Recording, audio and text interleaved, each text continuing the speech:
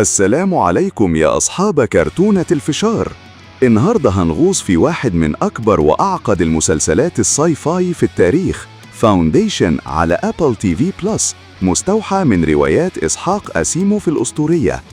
ده مش مجرد ملخص، ده رحلة كاملة مليانة تفاصيل دقيقة، تويستس، شخصيات، وحروب جالاكسي وايد. هنقسم السيزونات لوحدها عشان ما تتلخبطوش. المسلسل بيحكي عن سقوط إمبراطورية مجرية هائية، وعن خطة عبقرية رياضيات اسمه هاري سيلدون عشان ينقذ الحضارة البشرية من 30,000 سنة ظلام ويخليها 1000 سنة بس. يلا نبدأ، بس لو أول مرة تشوفونا اشترك في القناة وفعل الجرس عشان ما يفوتكش أي ملخص أو مراجعة. سيزن 1، بداية السقوط والأزمة الأولى، حوالي 400 سنة زمنية. نبدأ في السنة 12067 إيرا إمبيريال على كوكب ترانتور، عاصمة الإمبراطورية.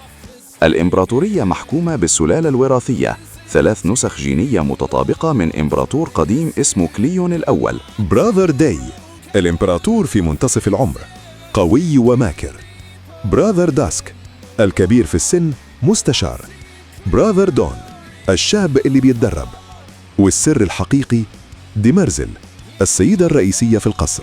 هي روبوت بشري قديم جدا، آخر بقايا حرب الروبوتات، وهي اللي بتحكم فعليا من وراء الستار. غال دورنيك، عبقرية رياضيات من كوكب سيناكس، اللي العلم فيه محرم.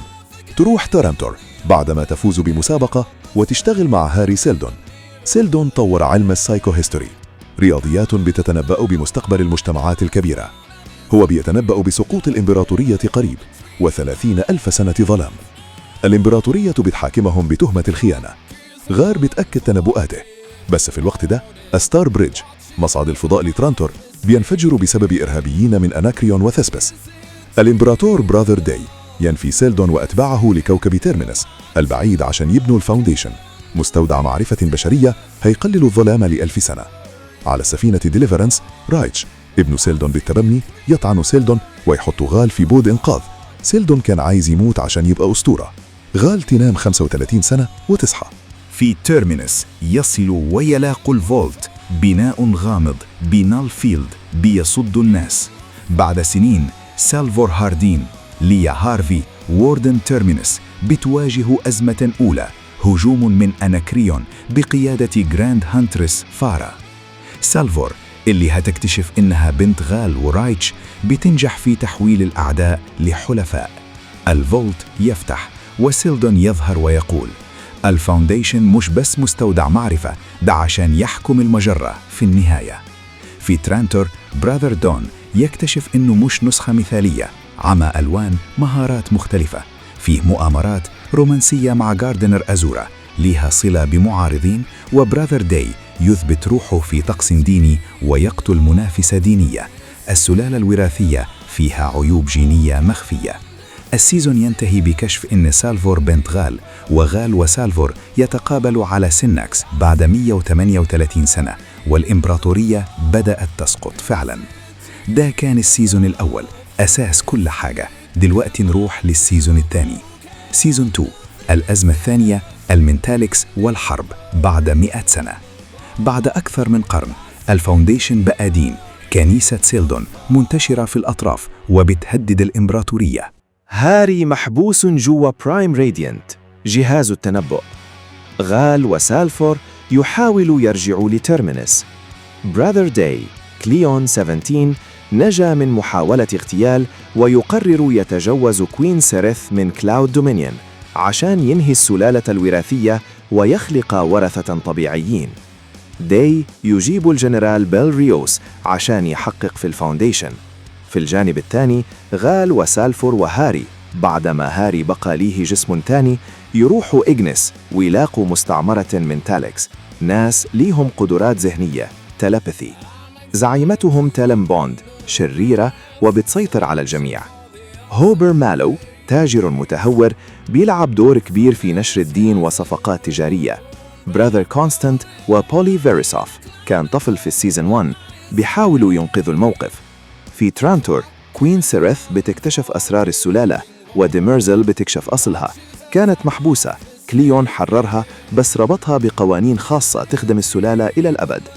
الذروة داي يؤمر بتدمير تيرمينس، حروب، خيانات، تلم بتحاول تستحوذ على غال، سالفور تموت، تويستس كتير.